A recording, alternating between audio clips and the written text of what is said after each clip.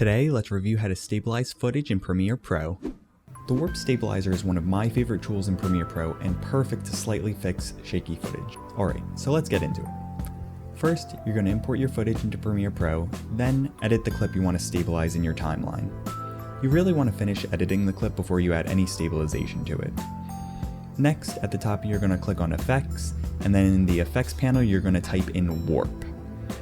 The Warp stabilizer is going to be under Video Effects, Distort. Once you found it, you're going to drag and drop the Warp stabilizer effect onto the clip just like this. You'll see a red bar at the top of the clip in the timeline that says Analyzing in Background. What this means is you can still do other edits in your project while the effect analyzes the clip.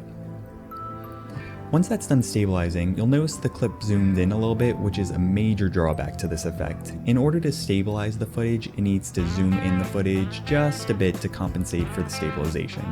If you go back to editing and click on your clip, at the bottom of the effects controls, you're now going to see Warp Stabilizer. I'm going to play the footage here and see how it looks all distorted. This is because the subspace warp method is on. I find the best results with just position, but sometimes I use position, scale, and rotation. I typically stay away from perspective and subspace warp because it tends to really distort the video in really weird ways.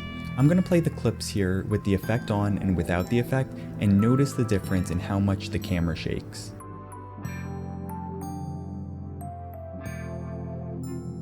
Big difference, right?